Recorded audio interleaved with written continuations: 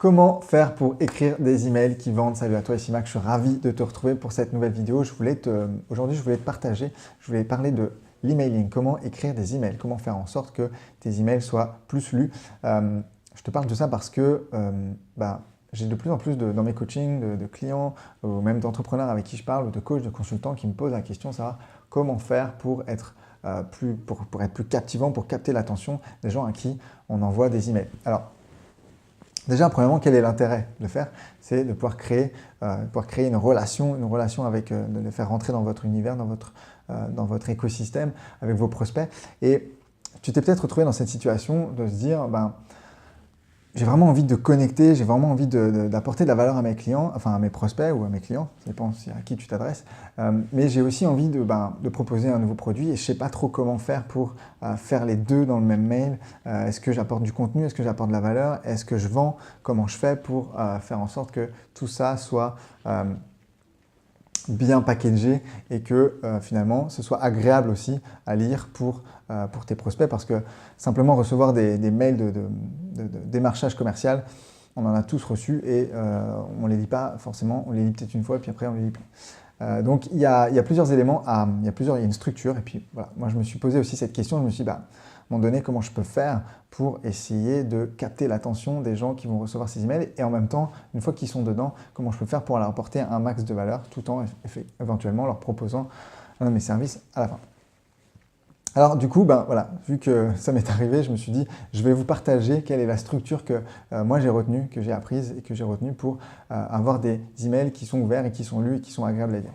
La première chose, c'est le titre. Le premier élément, c'est ce qui est vraiment important, c'est votre titre. Pourquoi? Parce qu'on reçoit des dizaines de mails par jour et la plupart du temps, on ouvre ceux dont on connaît l'envoyeur ou forcément les titres qui nous accrochent un peu le regard.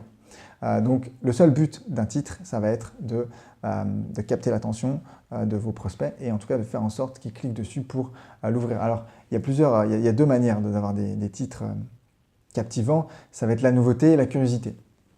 Donc, vous pouvez tout à fait poser une question, mettre le prénom de la personne à qui vous l'envoyez dans l'objet. Voilà, poser des questions, avoir peut-être des titres de mails qui sont un petit peu totalement en opposition, avec voilà, deux idées très opposées, peuvent générer de l'interrogation chez vos prospects. Donc voilà, il y a plusieurs manières de le faire, mais en tout cas, toujours ça peut être de l'humour aussi, ça peut être un titre drôle, ça peut être une question, mais toujours générer voilà, soit de la curiosité, soit le fait qu'il y a quelque chose de nouveau qui vient d'apparaître. La deuxième chose, c'est ensuite dans le corps du mail, la construction, la structure de votre email. La première chose que vous devez vous poser comme question, c'est quel est l'objectif? Quel est l'objectif de votre mail? Est-ce que c'est d'apporter du contenu? Est-ce que c'est d'apporter de la valeur? Est-ce que c'est vendre? Moi, ce que je pense en tout cas, c'est que dans tous vos mails, vous devez, quoi qu'il arrive, apporter de la valeur. Un simple mail pour proposer un de vos produits, ça passera peut-être une fois. Il n'y a pas de valeur en fait. Donc, c'est vraiment important de construire votre email en apportant de la valeur, en apportant du contenu. Et on peut faire les deux, vendre et apporter de la valeur en même temps, c'est tout à fait possible. Donc,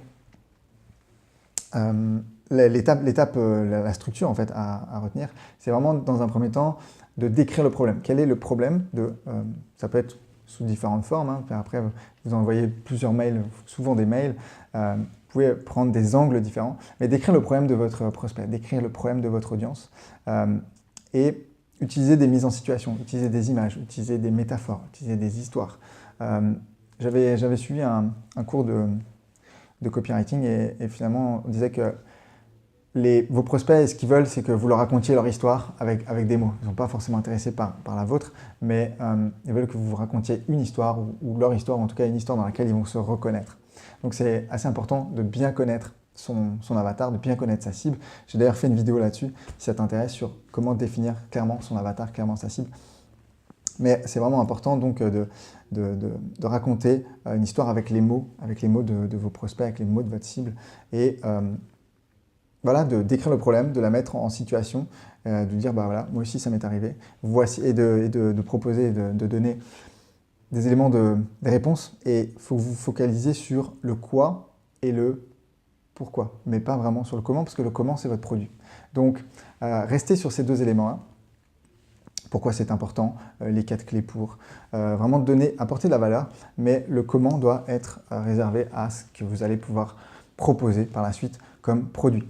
Et enfin, le dernier élément, c'est un appel à l'action, très important. Donc là, ça peut être cliquer ici pour recevoir les X éléments, X étapes pour apprendre à mieux, par exemple, ou cliquer ici pour télécharger la vidéo, pour accéder à la vidéo, ou pour en savoir plus sur votre produit, enfin, peu importe. Mais très important de terminer par un appel à l'action. Voilà, c'est ça les différents éléments donc d'un email qui fonctionne très bien. Le titre, quel est le titre que vous allez utiliser? Nouveauté, curiosité. Vraiment important de travailler le titre. Parce que si les gens, vous pouvez avoir un super mail, si les gens ne cliquent pas dessus, ils ne pourront pas lire, donc ça ne sert à rien d'avoir passé du temps à écrire un mail. Donc passez quand même du temps à travailler votre titre. Deuxième, c'est le corps du mail, l'objectif. Quel est l'objectif que vous voulez atteindre avec votre email? Décrire le problème, agiter émotionnellement ce problème-là. Dans quelle situation se trouvent actuellement vos prospects, quelle est la conséquence de rester dans cette situation. Apporter, à travers d'une histoire, apporter une image, une métaphore, cette situation, et puis proposer éventuellement des pistes de solutions, en tout cas vous dire que comment vous avez fait pour atteindre le résultat qu'éventuellement vos prospects veulent atteindre, et puis enfin terminer par un appel à l'action avec un produit, avec la valeur que vous apportez supplémentaire, ou en tout cas, si vous avez déjà fait un long mail ou que vos prospects vous connaissent déjà bien, éventuellement proposer votre offre. Voilà, ça c'était pour la structure magique un petit peu des emails qui vendent, des emails en tout cas qui engagent et qui interpellent vos prospects. Alors j'espère que cette vidéo vous a plu. Si jamais vous avez des questions par rapport à ça, n'hésitez pas à les poser. Si vous avez aimé cette vidéo, n'hésitez pas aussi à la partager, ça me fera plaisir. Et puis moi je vous retrouve dans une prochaine vidéo. Ciao!